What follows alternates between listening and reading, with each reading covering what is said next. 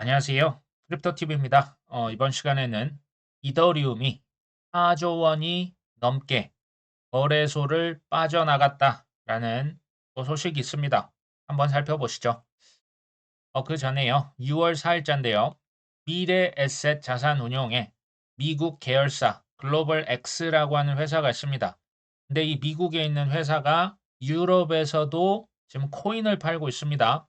유럽에 이제 뭐 비트코인이나 이더리움 ETF가 아니라 ETP 상품을 팔고 있는데요. 사실상 뭐 현물 ETF랑 뭐 비슷하다고 보시면 됩니다. 근데 수수료를 내년 1월 3일까지 면제하겠다. 뭐 독일 증권거래소, 스위스 증권거래소에서 비트코인과 이더리움을 팔고 있는데 수수료를 내년까지 1월 3일이죠. 면제를 한다라는 것은 이때 뭐 이제 돈 안 받겠다. 그럼에도 불구하고 초기에 투자자들을 더 많이 끌어모으겠다. 자, 이런 어떤 그 마케팅을 펼치고 있다 보시면 되겠죠. 사실 뭐 미국에서도 또 항상 뭐 코인을 금지한다, 채굴을 금지하고 거래소도 다 쫓아냈던 중국, 뭐 홍콩을 통해서지만요. 유럽 역시도 모두 비트코인, 이더리움 현물 ETF 지금 다 이미 승인이 됐습니다. 이게 이미 현실이 됐죠. 아직 우리나라는 없습니다. 뭐 비트코인, 이더리움 현물 ETF 없기 때문에 미래 에셋이라고 하는 우리나라 국적이죠. 자산 운용사가 미국이다, 유럽이다 넘어가서 지금 코인을 팔고 있는 걸 보고 계십니다. 어떻게 될까요? 한국, 일본, 두바이, 싱가폴, 뭐 동남아시아, 뭐 인구 대국들 많지 않습니까? 아프리카 다 결국은 코인판으로 들어올 것이다. 자산 운용사들, 은행들이 다 뭐한다? 코인 팔 것이다. 비트만 팔까요? 처음에는 비트코인을 다 팔 겁니다. 그 다음에 이더리움도 팔고 다른 알트코인들 결국은 다 팔겠죠. 자산 토큰화, 뭐 RWA 이거 하나만 놓고서라도 RWA 토큰 이거 다 알트코인 아닙니까? 굉장히 많잖아요. 레이어 1, 레이어 2 자산을 토큰화 했으면 고속도로로 다 전 세계 보내야 될 거 아닙니까? 싸고 저렴하게 쏴줘야 되니까 그게 레이어 1, 레이어 2 고속도로다.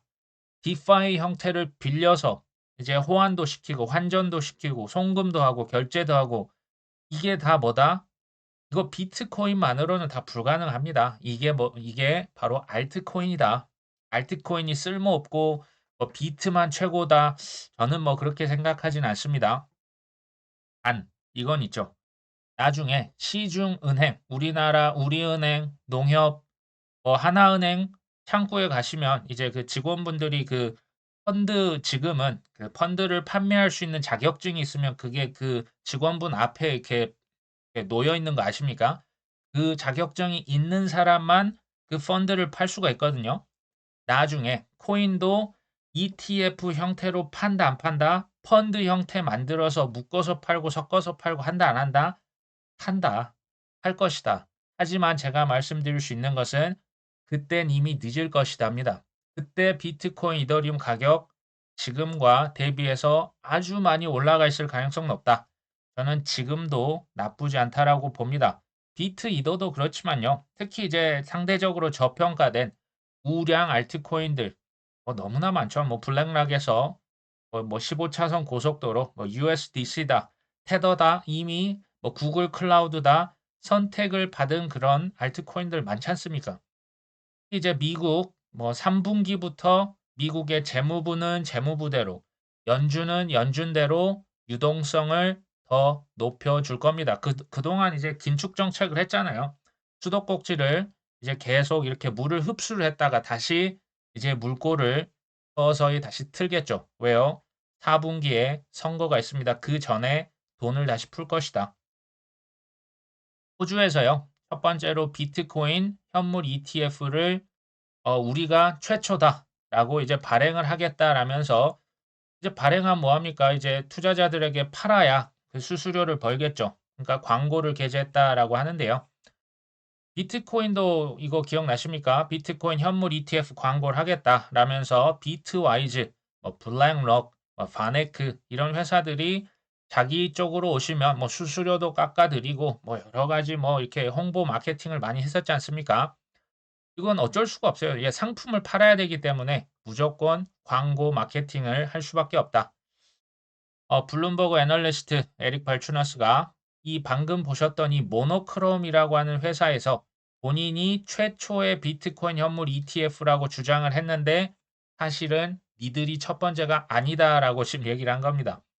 호주에서 첫 번째 비트코인 현물 ETF는 글로벌 X와 21 쉐어스가 지난 22년 5월 달에 이미 출시를 했다. 이게 최초다라는 거죠.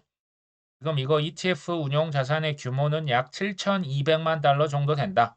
뭐 미국이나 다른 나라에 비하면 뭐 사실 규모가 크진 않습니다. 어찌 됐건 니들이 첫 번째는 아니다. 그러니까 뭐 누가 먼저냐, 내가 최초다. 이게 이제 마케팅할 때 뭐 내가 국내 최초, 뭐 세계 최초, 뭐 이런 경쟁을 하고 있다라고 보시면 될 것 같고요. 더 중요한 건 뭘까요?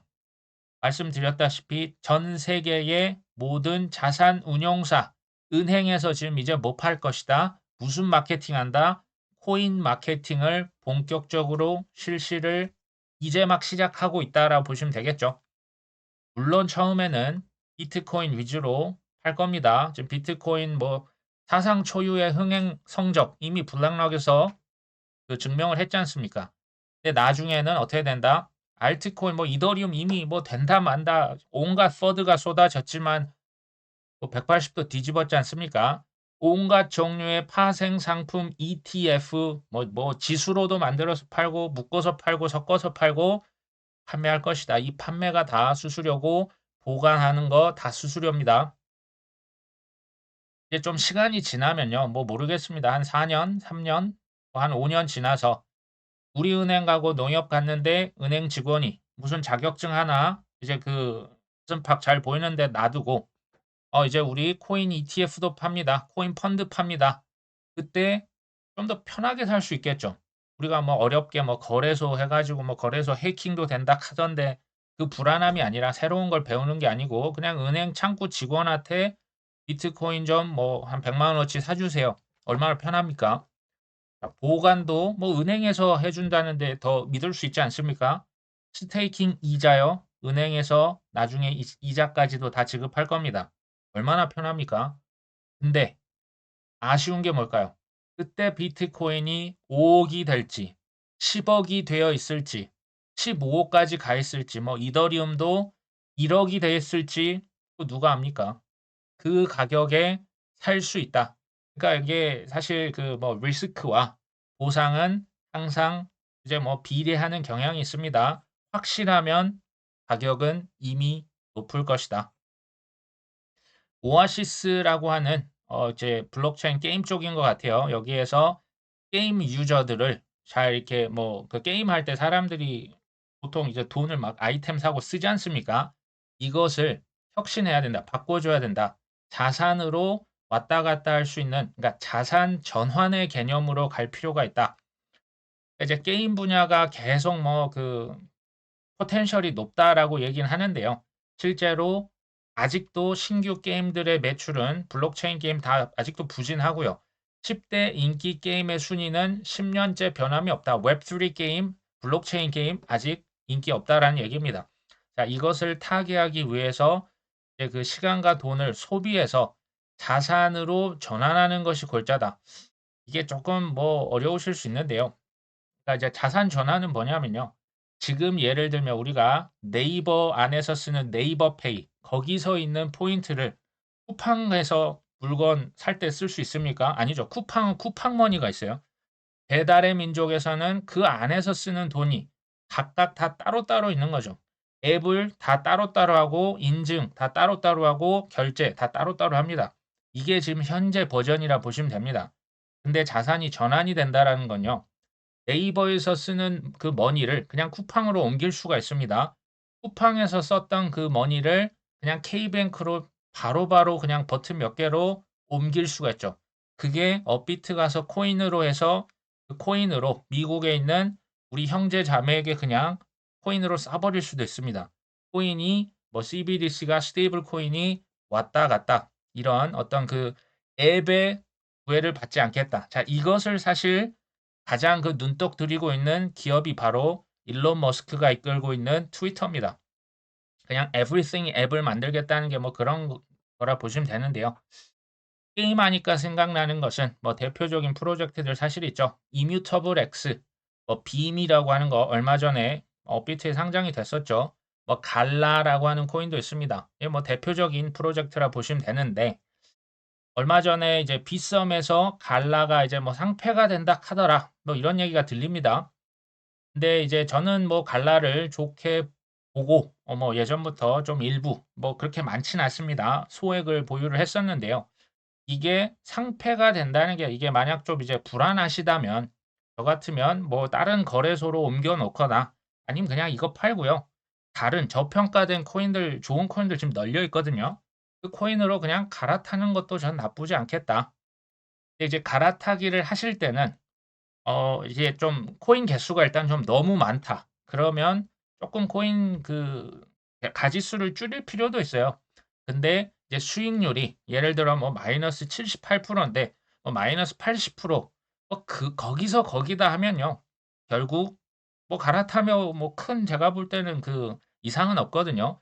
그러니까 본인이 뭐 앞으로 뭐가 좀 더 이제 오를 가능성이 좀 더 높냐 이것을 한번 잘 생각을 해 보시고 갈아탈 수 있다.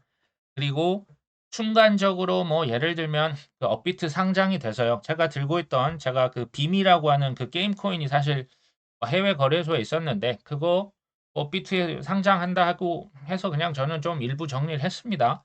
그리고 이제 다른 코인들 막 이렇게 싼 코인들 또 널려 있잖아요. 뭐 그런 코인을 조금 담기도 했죠.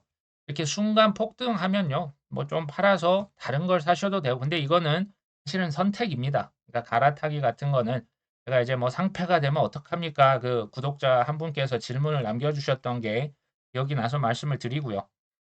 그리고 뭐 이런 질문들 종종 이렇게 하시지 않습니까? 해외 거래소를 써도 됩니까? 아니면 그 상폐가 될 가능성이 있다 하는데 어떻게 보십니까?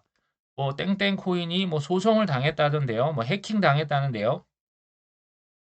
우리가요. 그 날마다 이렇게 트레이딩하는 트레이더가 아니라면 실은 코인 하나 이렇게 선택을 하고 살 때요. 믿음이 굉장히 중요합니다. 믿음은 지식에서 오거든요. 근데 이게 만약에 불안하다? 불안하다라는 얘기는 믿음이 사실 조금 흔들흔들하다는 얘기입니다. 불안하면요. 그냥 그거 안 하시는 게 좋습니다. 해외 거래소 쓰다가 이거 잘못되면 어떡해? 뭐 개인 지갑도 마찬가지입니다. 개인 지갑 저는 뭐 개인적으로 쓰고 있지는 않습니다. 거의 뭐 업비트나 우리나라 그 큰 거래소에 이제 두고 있는데요. 이게 잘못하다가 뭐 예를 들면 그 비밀번호 몇 개 그 잃어버리면 진짜 그거 다 날아갈 수가 있어요. 불안하면 쪼끔 저는 '안 하시는 게 어떨까?' 코인 투자도 내가 불안하다. 다른 투자 대상이 더 좋을 수도 있습니다. 이게 사람마다 다르기 때문에요. 불안하면 저는 가급적 안 하시는 게 좋겠다. 애플랩스라고 하는 회사가 있습니다. 우리가 잘 알고 있는 플로우, 레이어 1 블록체인이죠. 여기를 이 코인을 개발한 회사 이름이 데폴랩스입니다. 데폴랩스에서 근데 NBA 톱샷, 그러니까 NBA 무슨 그 하이라이트, 농구하는 영상을 그 NFT로 만들어서 큰 인기를 사실 그 끌었었거든요. 근데 최근에 소송에서 이거 NFT 증권이 아니다라는 합의를 도출했다라고 발표를 했는데요. 실상 이게 뭐 연방 법상 증권이 아니고요. 그러니까 이제 그 하이라이트, 농구 뭐 슛을 넣는 영상이 어떻게 이게 증권이 되겠습니까? 그다음에 플로우 블록체인이 완전히 탈중앙화된 허가 주체가 없는 퍼블릭 블록체인이라는 우리의 입장이 법적인 명확성을 갖게 된 것이다. 이건 사실 의미가 좀 있어요. 그 fit 21이라고 하는 법안 그 뭐 투자 계약을 했다고 다 증권이 아니다. 이게 뭐 제가 리플법이다라고도 말씀을 드렸는데 사실 그 증권 여부 이게 투자 계약을 했다고 증권이 아니다. 이건 좋은데요. 증권이 아닌 것이 이게 지금 오타가 있지만요. 증권이 아니라는 것이 인정이 되려면 추가적으로 완전히 이 코인이 탈중앙화가 되어 있느냐. 소위 이제 그 검증자라고 합니까? 그 노드들이 이게 소수 몇 개 이렇게 몰려 있냐 아니면 전 세계 골고루 분포되어 있냐. 이게 또 굉장히 중요한 지표가 된다고 합니다. 그러니까 탈중앙화가 되어 있으면 증권이 아니다라고 이렇게 얘기를 하는데 플로우가 자기들은 이거 이제 탈중앙화 우리는 잘 됐어라고 얘기를 하고 있는데요. 이걸 떠나서 상식적으로 생각을 해 보셔도 뭐 농구 선수 카드, 야구 선수 카드 모았다고 이게 증권이 맞습니까? 피카츄 카드 모아서 나중에 뭐 희소성 때문에 가격이 오르면 얘도 증권입니까? 아니겠죠. SEC는 누가 봐도 억지 왕이죠. 뭐 억지 왕 이거 모르는 사람 제가 볼 때 전 세계 아무도 없습니다. 코인 투자하신 분 다 아시고 허수아비 하나 세워 놨지 않습니까? 그 친구 그냥 본인 역할 하는 거고요. 근데 저는 이 억지 왕이 SEC가 올해까지 저는 끝까지 뭐 의견을 바꿀 것으로 생각하진 않습니다. 어떤 그 의회에서 법적인 명확성, 법안들이 하나씩 통과가 돼버리면 SEC 뭐 리플 소송부터 해서 다 의미가 없어집니다. 내년 정도 해서는 규제의 명확성이 확실하게 드러날 것으로 예측을 합니다. 이 얘기는 뭐다? 코인 가격이 많이 오를 수 있다라는 얘기입니다. 여러 가지 이유로 뭐 유동성도 있고요. 뭐 규제 명확성도 있고요. 그들의 시간표 여러 가지로 봤을 때 올해도 코인 가격 많이 오를 수 있습니다. 지나놓고 보면 많이 올라 있을 겁니다. 그럼에도 불구하고 올해보다는 저는 내년이 더 좋을 것이다. 내년에 돈도 풀리는 게요. 좀 시간이 걸리고 반감기도 뭐 1년에서 1년 반. 그게 이제 다 내년 한 중반 정도 이상이 되거든요. 내년이 더 좋을 것이다. 갤럭시 디지털 여기에서 무려 300년이 된 실제 바이올린을 토큰화했다. 1708년에 제작된 스트라디바리우스 이거 뭐 명품 중에 명품 바이올린이잖아요. 자, 이 가치가 900만 달러 상당인데요. 뭐 워낙 고가다 보니까 이것을 쪼개 가지고 토큰으로 코인 만들어서 지금 팔겠다 지금 이 얘기를 하고 있습니다. 실물 자산 토큰화 우리가 말로는 뭐 여러 번 들어서 뭐 나름 익숙하기도 합니다. 근데 부동산, 주식, 채권, 지금 여기서 보시는 뭐 악기, 그림, 명품, 뭐 가방, 옷, 신발 이런 것을 진짜 토큰화해서 판매하겠다. 이게 좀 와 닿으십니까? 아직은 좀 먼 미래처럼 느껴지는 게 사실은 뭐 저도 그런 게 있는데요. 우리가 투자하면서 돈을 벌 수 있는 성공 방정식이라는 게 있습니다. 그건 뭘까요? 확실한 미래인데요. 그 확실한 미래를 언제 사야 될까요? 아무도 주목하지 않을 때. 그러니까 우리가 들어서 알고 있는데요. 이게 뭐 완전 자율주행? 확실한 미래 맞죠? 인공지능요? 확실한 미래 맞잖아요. 근데 지금 인공지능은 반대로 생각해 보시면 그 누구도 지금 주목을 그러니까 너무 많이 했죠. 인공지능은 이제 너무나 떴고요. 엔비디아 이것 때문에 가격 뭐 그 인공지능 코인마저도 지금 가격이 렌더 코인 같은 경우는 잘 안 내려오고 있어요. 곧 있으면 뭐 애플에서 뭐 행사도 한다라고 하는데요. 그때가 아니고 그러면 이제 고평가된 거죠. 확실한 미래인데 아무도 주목을 안 하고 '이거 가는 거 맞아?' 긴가민가 할 때 그때 사는 게 돈 버는 공식이 되겠죠. RWA다. 저는 그중에 하나가 될 수 있다라고 생각을 합니다. 단 생각보다 아까 제가 믿음이 중요하다고 했죠. 왜 그럴까요? 우리 생각만큼 그렇게 뭐 며칠 있다가 몇 주 있다가 하늘로 날아가는 게 아니지 않습니까? 자산 토크나 한 5년에서 한 10년까지도 보고 투자를 해야겠죠. 물론 1년 후에도 상당히 많이 올라 있을 가능성은 높습니다. 유명한 래퍼가 있다고 합니다. 뭐 호주 출신의 유명 래퍼가 본인을 그냥 이제 밈 코인을 만들어서 그 마더라고 하는 코인을 만들었는데 코인이 뭐 많이 올랐다라고 하고요. 뭐 본인이 이제 그 음악가니까 그 랩을 만들어서 NFT도 이렇게 출시를 했다. 이런 것들이 호재로 작용했다라고 했는데요. RWA만큼 지금 전 세계의 트렌드, 대세가 뭡니까? 그 중에 하나가 밈 코인입니다. 이제 밈 코인은요, 어떤 하나의 트렌드로 이미 자리를 잡았습니다. 그리고 NFT도 마찬가지죠. NFT가 뭐 죽었다라고 뭐 작년만 해도 정말 힘들었거든요. 슬슬 살아나는 조짐이 보이고 있습니다. 사실 뭐 도널드 트럼프도 이런 그 트렌드에 빠삭합니다. 이 친구가 사업을 했기 때문에요. 자, 유명 가수, 배우들, 연예인들 자, 이런 사람들이 본인의 밈코인을 그냥 발행을 하고요. 본인의 뭐 작곡할 수 있는 뭐 음악이든 뭐 미술이든 NFT를 그냥 출시를 해서 돈을 벌고 있습니다. 제가 비교를 해서 말씀을 드릴게요. 지금 뭐 이제 웹2라고 하면요. 지금 뭐 이렇게 그 뭐 미니진이다, 그 뭐 BTS다, 뭐 무슨 문제가 지금 좀 있잖아요. 그 뉴진스다 해서. 지금 현재 방식은요. 소속사가 연예인과 계약을 맺습니다. 그러니까 이제 돈을 벌게 되면 뭐 3대 7이다, 8대 2다 이렇게 수익 배분을 합니다. 그래서 수익을 나눠 갖는 구조입니다. 이해되시죠? 그리고 이제 뭐 소속사는 기업을 상장을 시켜서 뭐 주식을 다른 사람에게 팔 수도 있는 거죠. 웹3는 지금 어떤 형태가 되냐면요. 비유를 하겠습니다. 연예인이 소속사 필요 없습니다. 소속사 도움 없이 연예인이 그냥 본인의 코인, 그러니까 어떻게 보면 본인을 그냥 주식처럼 상장을 시켜버리는 거죠. 뭐 밈코인이든 뭐든 하는 거고, 노래도 소속사의 채널을 통해서 그 라인으로 유통망으로 가는 게 아니고요. 바로 그냥 NFT 만들어서 뭐 예를 들면 여러 이제 본인의 채널에 그냥 뿌려버리는 거예요.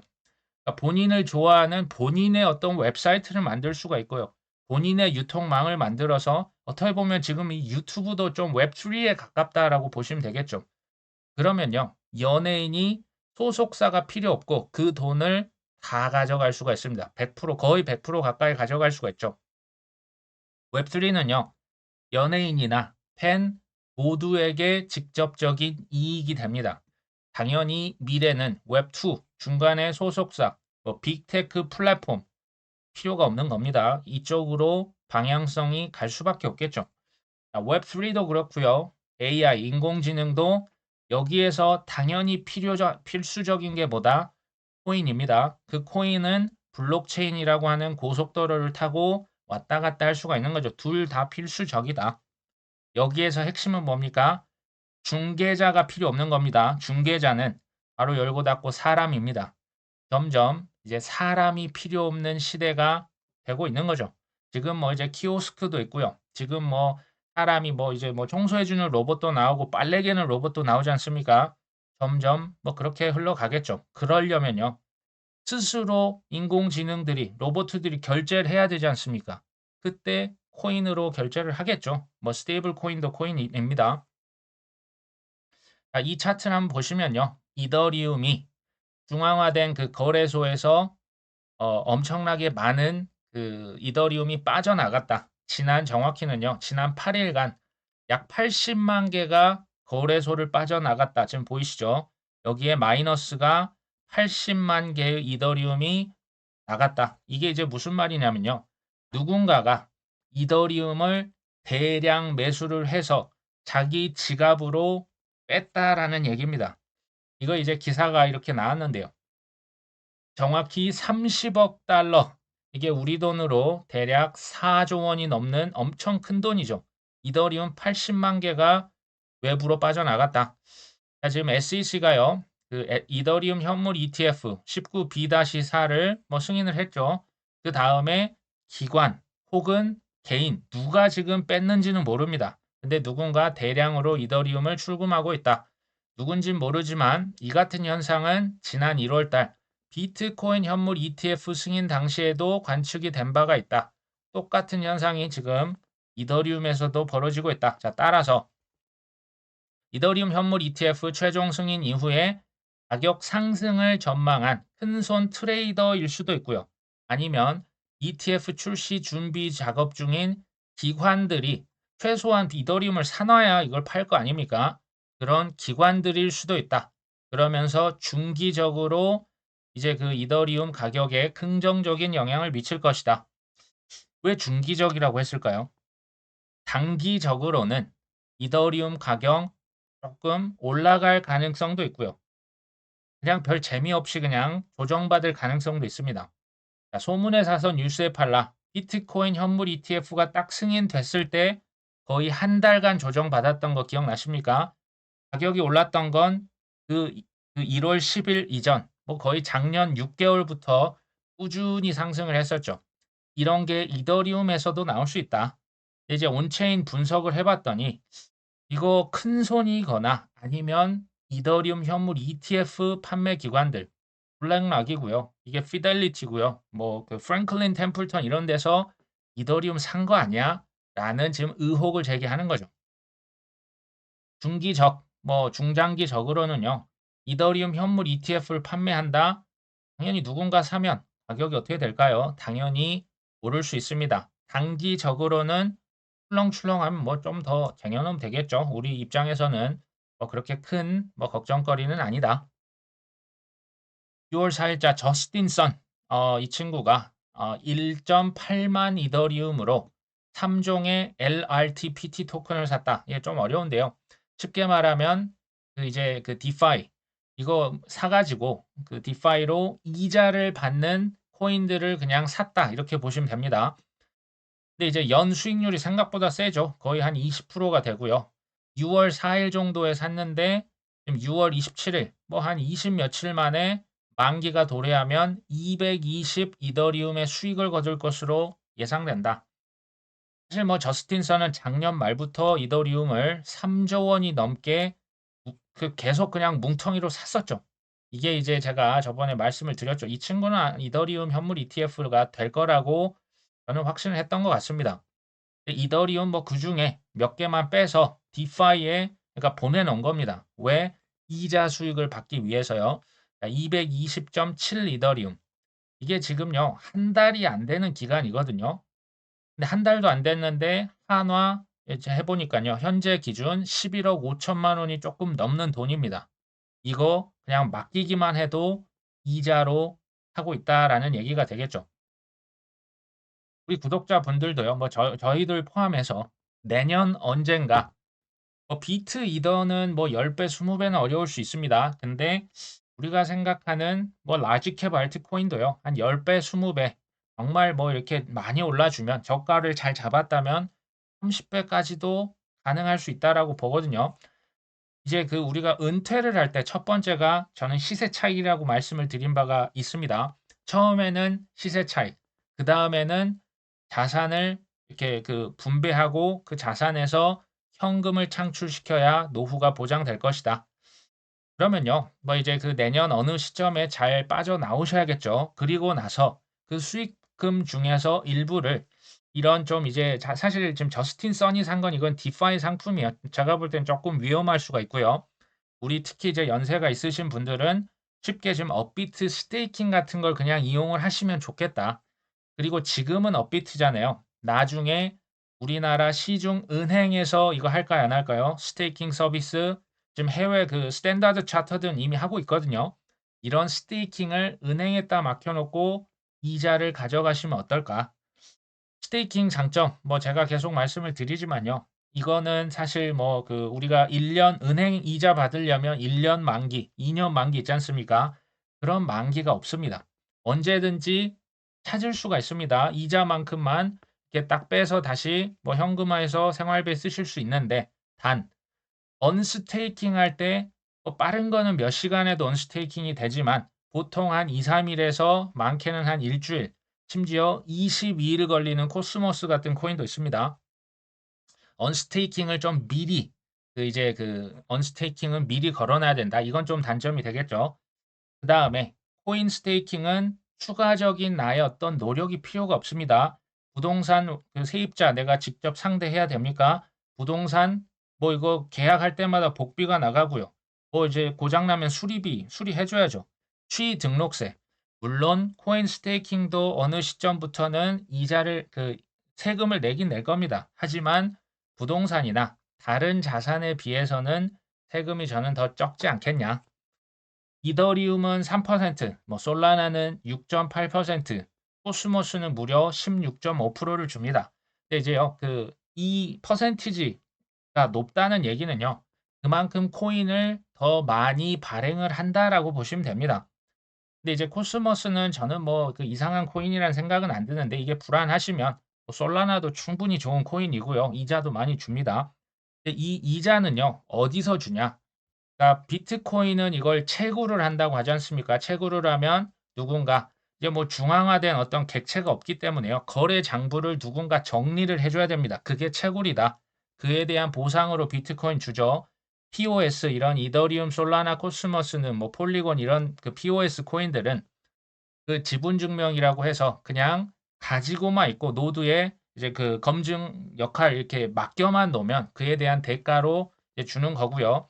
코인을 코스모스는 실은 16.5%는 더 코인을 많이 발행한다. 그러니까 이자는 많이 줍니다. 전 이상한 코인이라 생각은 하지 않지만 나중에 불장이 됐을 때 가격이 코스모스는 발행량이 아무래도 많기 때문에요. 가격 상승폭이 다른 코인 대비해서는 조금 적을 수가 있습니다. 이런 부분을 좀 이제 알고 스테이킹을 하셨으면 좋겠다. 단점도 있습니다. 언스테이킹 이거 22일도 걸립니다. 뭐 10일도 걸리고요. 언스테이킹은 좀 미리미리 현금이 필요하면 해 놓으셔야 되고 아시다시피 코인으로 받기 때문에요. 그 이자가 큰 가격 변동성이 있을 수 있다. 자, 이런 것들은 우리가 다른 자산, 그러니까 코인 스테이킹도 쓰시고요. 뭐 미국 주식들 배당 많이 주는 거 있지 않습니까? 아니면 은행 이자, 뭐 부동산 조그만 게 있으면 월세를 받으실 수도 있고요. 이렇게 조금 이렇게 섞어 주시면 병행을 하시면 좋겠다. 저는 이제 그 우리 구독자분들도 그렇고요. 이렇게 좀 내년에 좋은 성과를 거두셔서 이렇게 자산을 좀 안정적으로 배분을 해 놓고 조금 안정적인 노후까지도 우리가 설계를 좀 잘 됐으면 하는 바람이 있습니다. 그렇게 되겠죠. 제가 한번 기원을 하고 저도 응원을 하겠습니다. 어찌 됐건 오늘 방송은 여기까지 준비했습니다. 오늘도 끝까지 시청해 주셔서 감사합니다.